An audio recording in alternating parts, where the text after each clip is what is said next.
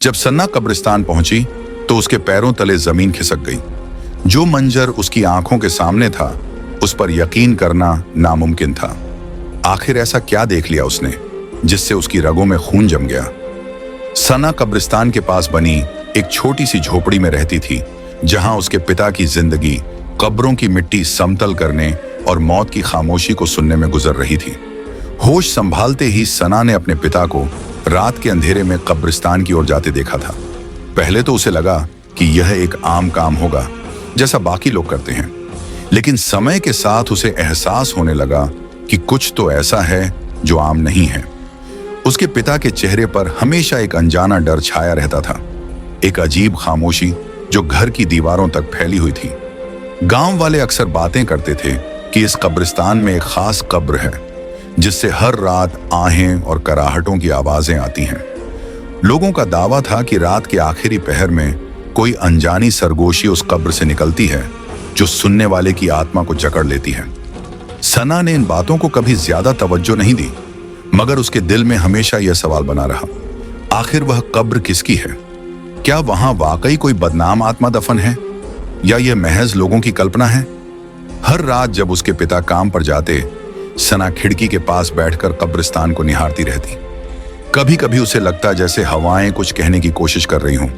पेड़ों की सरसराहट में अजीब सी सरगोशियां घुल जाती।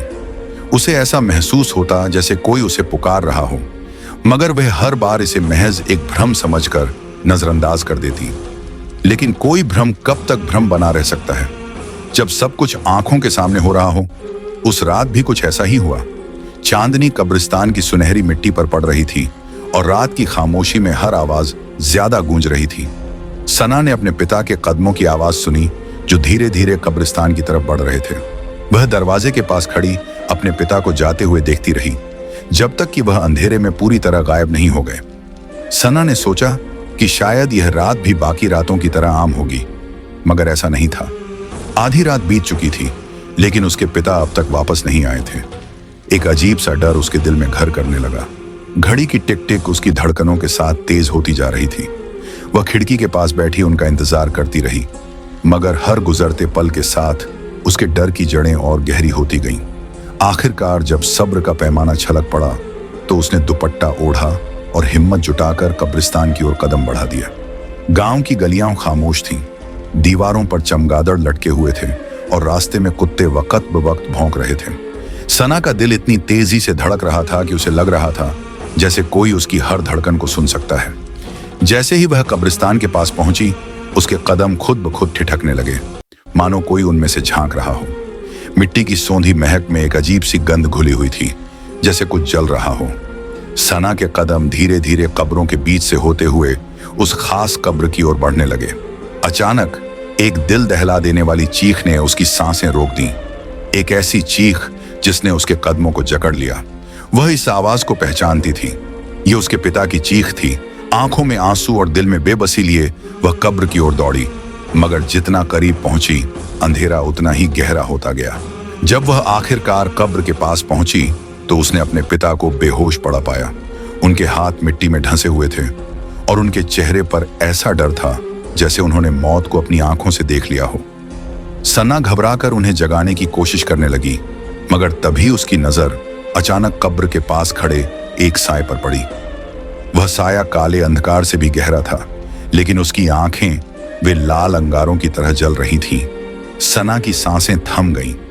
वह अपनी जगह जम गई, जैसे उसके शरीर ने उसका साथ छोड़ दिया हो।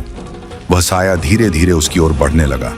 हर कदम के साथ एक सरगोशी हवा में घुलती जा रही थी। यह कब्र सिर्फ मुर्दों के लिए नहीं, बल्कि जिंदा लोगों के लिए भी मौत है। सना की जुबान तालू से चिपक गई थी। वह चीखना चाहती थी, मगर आवाज गले में अटक गई। ऐसा लग रहा था जैसे किसी ने उसके शरीर को बेजान कर दिया हो। वह साया अब इतना करीब आ चुका था कि सना को उसकी गर्म सांसें अपने चेहरे पर महसूस हो रही थीं। अचानक वह रुक गया। उसकी सरगोशी में एक अजीब सा दर्द था, जैसे वह कुछ कहना चाहता हो, मगर शब्द नहीं मिल रहे थे। सना ने हिम्मत जुटाकर एक कदम पीछे किया, मगर जैसे ही वह पलटी और भागने की कोशिश की, जमीन ने उसके पैरों को जकड़ लिया। उसने घबराकर नीचे देखा तो पाया कि कब्र की मिट्टी उसके पैरों के इर्द गिर्द लिपट रही थी, वह जोर जोर से चिल्लाने लगी, मगर सुनने वाला कोई नहीं था। तभी साया जोर से हंसा और कहने लगा, तुमने मुझे देख लिया, अब मैं तुम्हें कभी नहीं छोड़ूंगा। सन्ना की आंखों में आंसू भर आए। उसकी पूरी जिंदगी उसके सामने किसी फिल्म की तरह घूमने लगी। मां का बिछड़ना, पिता की बेबसी और अब यह डरावना पल जब उसे अपनी मौत सामने दिख रही थी। अचानक कब्र की मिट्टी ने उसके पैरों को छोड़ दिया। सना ने हड़बड़ाकर अपने पिता को कंधे पर उठाया और मुश्किल से उन्हें खींचते हुए कब्रिस्तान से बाहर ले आई। घर पहुंचते ही उसने दरवाजा बंद किया और कांपते हुए फर्श पर बैठ गई। उसका दिल तेजी से धड़क रहा था, मगर दिमाग अभी भी उस साए की सरगोशी में उलझा हुआ था। यह कब्र सिर्फ मुर्दों के लिए नहीं, जिंदा लोगों के लिए भी मौत है। वह समझ नहीं पा रही थी कि यह साया आखिर कौन था और उसे क्या चाहिए। सना जानती थी कि यह कहानी यहीं खत्म नहीं हुई, बल्कि अभी तो इसकी शुरुआत थी। कुछ ऐसा था जो उस साए को चैन नहीं लेने दे रहा था, और जब तक वह राज सामने नहीं आता, सना का पीछा जारी रहने वाला था। अब उसकी जिंदगी एक ऐसे मोड़ पर आ गई थी जहां हर रात एक नया डर उसकी हिम्मत की परीक्षा लेता था। पिता की मौत के बाद घर की हवा में एक अजीब सा बोझ महसूस होने लगा, मानो कोई चुपचाप उसे देख रहा हो, उसकी हर हरकत को महसूस कर रहा हो। सना को लगने लगा था कि उसकी जिंदगी अब पहले जैसी सामान्य नहीं रही। पहली ही रात उसने कुछ ऐसा महसूस किया जो आम नहीं था। वे दरवाजे जो कभी अपने आप नहीं हिलते थे, रात की खामोशी में अब दरवाजे धीरे धीरे चरमराते हुए खुलने लगे थे। दीवारों पर कभी कभी नाखूनों के गहरे निशान उभर आते, तो कभी किसी के कदमों की आहट सुनाई देती, ऐसी आहट जो आकर चुपचाप उसके पास ठहर जाती। सना अपने बिस्तर में दुबक जाती, पसीने से तरबतर। वह खुद को समझाने की कोशिश करती कि यह सब उसके दिमाग का वहम है, मगर क्या वहम इतना स्पष्ट हो सकता है कि आंखें उसे देख सकें और कान उसे सुन सकें, जिसे नकारना ही मुमकिन न हो। हर रात जैसे एक नया इम्तिहान थी। शुरुआत में सना को लगा कि यह सब उसके पिता की मौत के सदमे का असर है, मगर जैसे जैसे दिन बीतते गए उसका यकीन गहराने लगा कि यह कुछ और है, कुछ जो साधारण नहीं। एक रात जब वह सोने की कोशिश कर रही थी तो उसे अचानक महसूस हुआ जैसे कोई उसके कान में फुसफुसा रहा हो। आवाज ठंडी और बेरुखी थी, मगर उसमें एक अजीब सा व्यंग्य भी था, मानो कोई उसे चुनौती दे रहा हो। तुमने मुझे देख लिया, अब मैं तुम्हें कभी नहीं छोड़ूंगा। सना के दिल की धड़कन जैसे थम गई। वह झटके से बिस्तर से उठी, कमरे की बत्तियां जलाईं, मगर वहां कोई नहीं था। उसका सारा शरीर कांप रहा था, आंखें आंसुओं से भरी हुई थीं। वह घुटनों में सिर टेक कर रोने लगी। उसे समझ नहीं आ रहा था कि आखिर उसके साथ क्या हो रहा है। क्या यह वाकई कोई भूत था या फिर उसका दिमाग उसके साथ कोई खेल खेल रहा था। आने वाली रातें और भी भयावह थीं। अब सिर्फ फुसफुसाहटें ही नहीं, बल्कि सना खुद को देखने की कोशिश करती तो उसे अपने पीछे एक धुंधला सा साया दिखाई देता, जो स्पष्ट होते हुए भी धुंधला था। उसकी सांसें थम जाती और वह घबराकर मुंह फेर लेती। कई बार ऐसा हुआ कि आईने में उसे दो लाल जलती हुई आंखें दिखाई देती जो उसे घूर रही होती, मगर जैसे ही वह पलटकर देखती वहां कुछ भी नहीं होता। सना की नींद उड़ चुकी थी। उसकी आंखों के नीचे गहरे काले धब्बे बन चुके थे। वह बाहरी रूप से जिंदा थी, मगर अंदर से मुरझा चुकी थी। खाने पीने का मन नहीं करता था।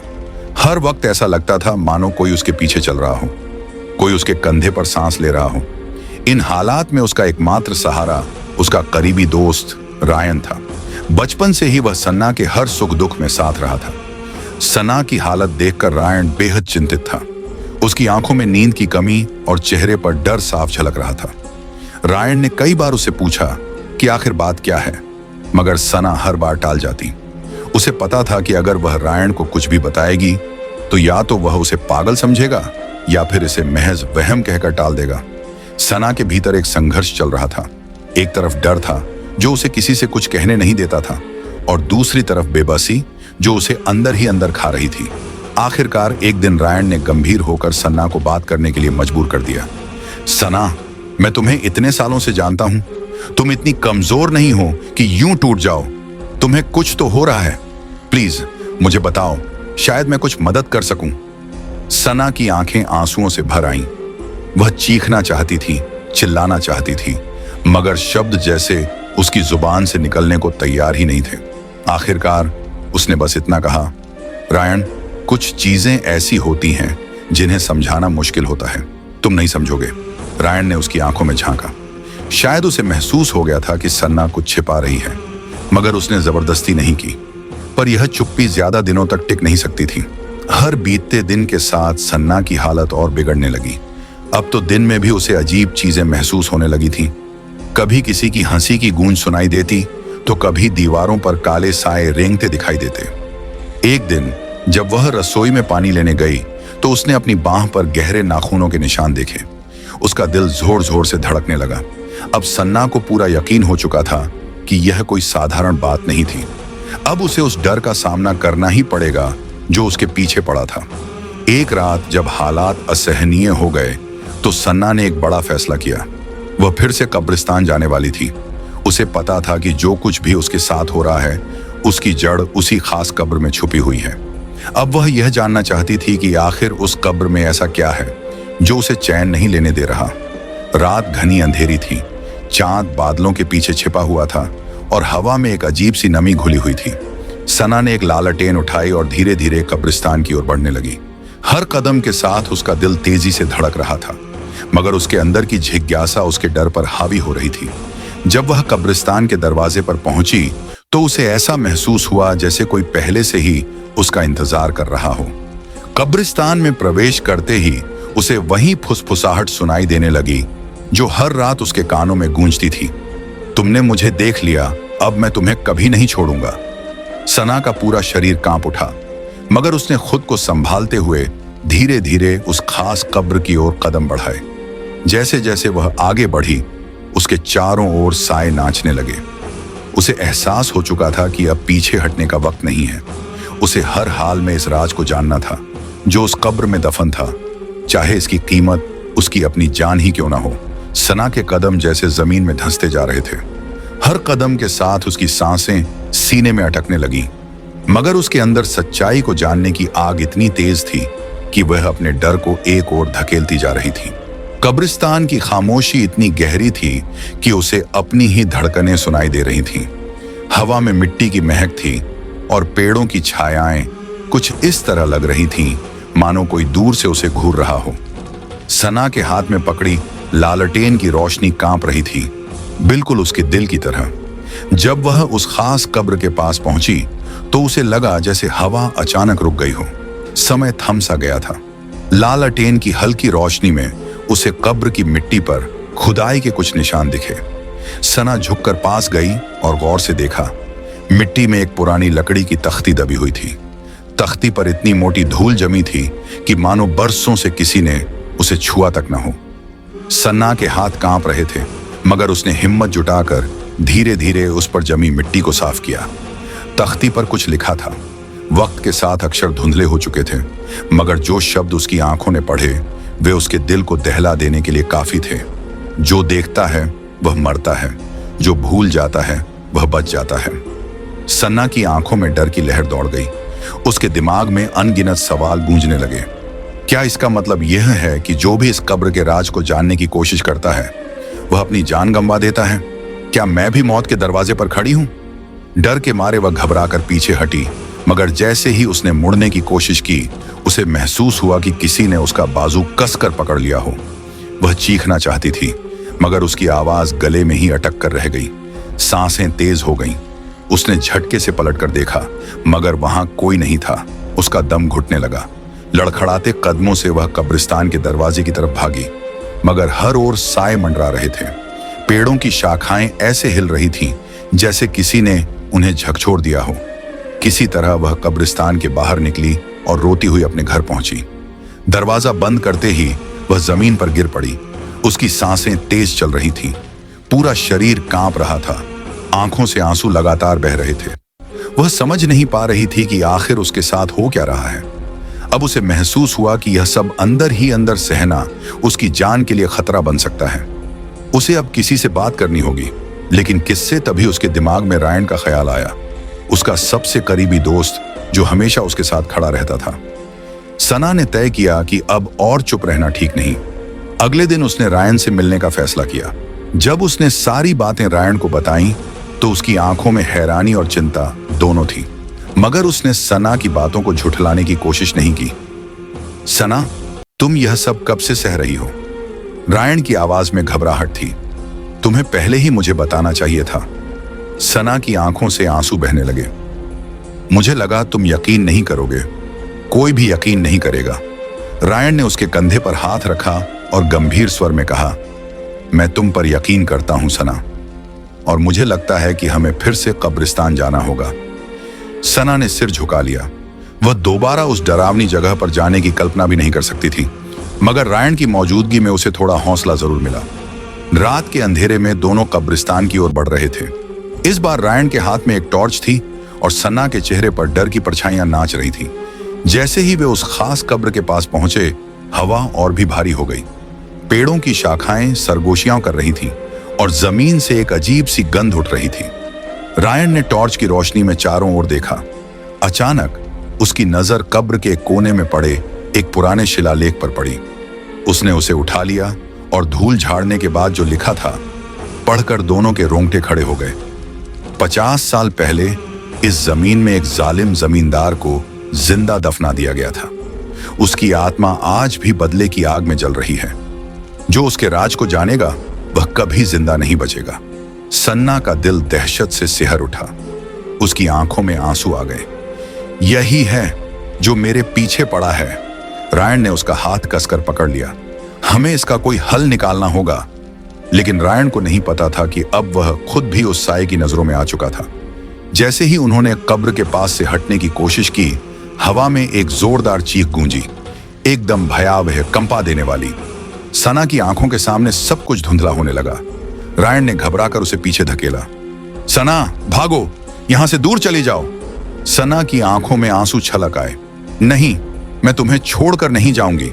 लेकिन रायन ने उसे जबरदस्ती पीछे किया और चिल्लाया, ये तुम्हें भी मार डालेगा। सना बेबस होकर देखती रही जब एक काला साया रायन के चारों ओर लिपट गया। रायन की चीखें रात की खामोशी में गूंज उठी। सना कुछ नहीं कर सकी, बस बेबसी से देखती रही। आंसू उसके गालों पर लगातार बह रहे थे। जब साया गायब हुआ तो रायन जमीन पर निष्प्राण पड़ा था। सना का दिल जैसे किसी ने निचोड़ दिया हो। उसकी आत्मा चीख रही थी, मगर शब्द उसके होठों से बाहर नहीं आ रहे थे। रायन की कुर्बानी ने उसे अंदर से तोड़कर रख दिया था।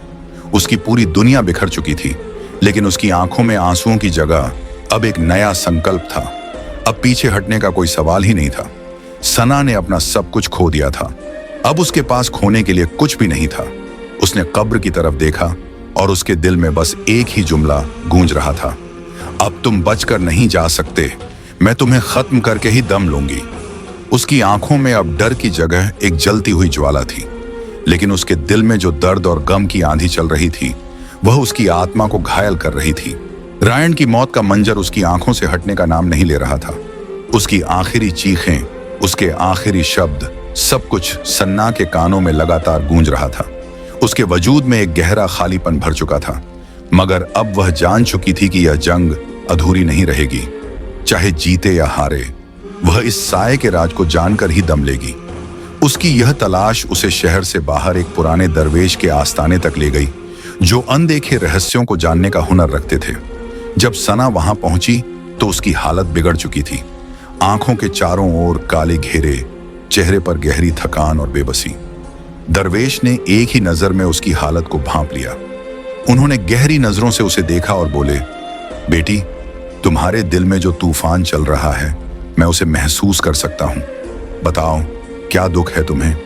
सना की आवाज कांप रही थी, फिर भी उसने सारी बात बता दी। दरवेश की आंखों में संजीदगी उतर आई।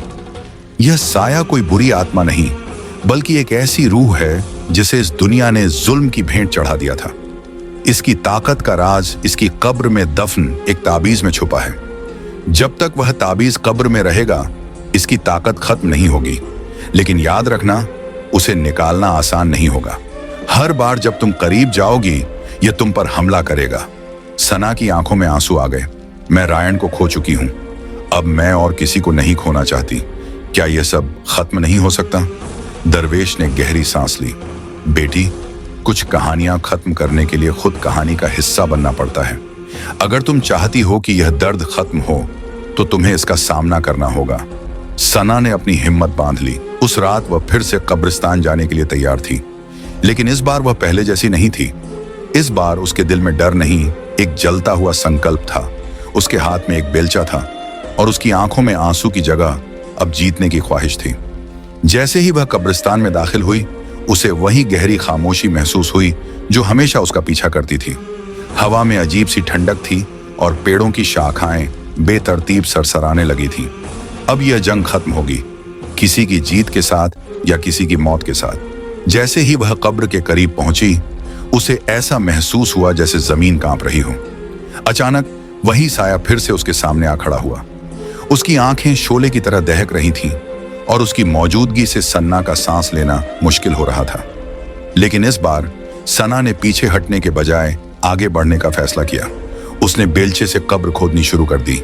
हर बार जब वह मिट्टी हटाती, साया उस पर हमला करता। सना जमीन पर गिर पड़ी। उसके हाथ जख्मी हो चुके थे, मगर वह रुकने वाली नहीं थी। तुम मुझे नहीं रोक सकते, मैं सच जानकर रहूंगी। उसकी चीख में दर्द भी था और ताकत भी। आखिरकार जब कब्र का कुछ हिस्सा खुला तो सन्ना को एक चमकता हुआ ताबीज दिखाई दिया। उसके चारों ओर एक अजीब सी रोशनी थी, जैसे वह किसी और दुनिया की चीज हो। लेकिन जैसे ही सन्ना ने उसे छूने की कोशिश की, साया पूरी ताकत के साथ उस पर झपट पड़ा। इस बार सना को पहली बार उसकी शक्ल ठीक से दिखाई दी। वह एक जलती हुई परछाई थी, एक चेहरा जो दर्द में डूबा हुआ था। उसकी आंखों में आंसू की जगह शोले थे और उसके लबों से बस चीखें निकल रही थीं। सना के दिल में पहली बार रहम की लहर उठी। ये कोई बदरूह नहीं थी, ये कोई जालिम नहीं था, ये तो एक मजलूम था जो सिर्फ इंसाफ के लिए तड़प रहा था। तुम कौन हो? तुम क्या चाहते हो? सना की आवाज अब नरम पड़ गई थी। साया रुक गया। उसकी आंखों में जलते शोले अब थोड़े मंद हो गए। उसके लब कांपने लगे। मैं वह हूं जिसे बेगुनाह मारा गया। मैंने कुछ नहीं किया था, मुझे जिंदा जलाया गया सिर्फ इसलिए क्योंकि मैंने एक मजलूम की मदद की थी। वे जालिम लोग थे जो खुद को खुदा समझते थे। मैं मर गया, लेकिन मेरा दर्द बाकी रह गया। मैं इंसाफ चाहता था, मगर कोई सुनने वाला नहीं था। सना की आंखों में आंसू आ गए। मैं सुन रही हूं, उसने धीमे से कहा। साया ने पहली बार सुकून से उसकी तरफ देखा। तुमने मेरा दर्द सुना, कोई और नहीं सुनता था। मैं किसी को मारना नहीं चाहता था, मैं सिर्फ अपनी आवाज सुनाना चाहता था। सना ने गहरी सांस ली। मैं तुम्हें आजाद करना चाहती हूं, लेकिन तुम्हें भी उन लोगों को माफ करना होगा जिन्होंने तुम पर जुल्म किया। साया के चेहरे पर एक दर्द भरी लहर दौड़ गई। मैं माफ नहीं कर सकता, सना ने नरमी से कहा। अगर तुम माफ नहीं करोगे तो तुम कभी आजाद नहीं हो पाओगे। तुम्हारी रूह हमेशा जलती रहेगी। क्या तुम वाकई यही चाहते हो? साया कुछ देर खामोश रहा, फिर धीरे धीरे उसके जलते हुए शोले मध्यम पड़ने लगे।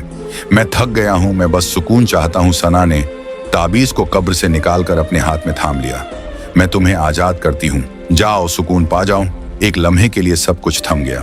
फिर साया धीरे धीरे रोशनी में बदलने लगा। उसकी आंखों में अब सिर्फ शुक्रगुजारी थी। शुक्रिया सना।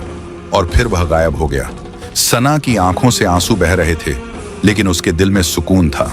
वह जानती थी कि आज उसने एक जख्मी रूह को सुकून दिया है। शायद अब रायण की रूह भी सुकून में होगी,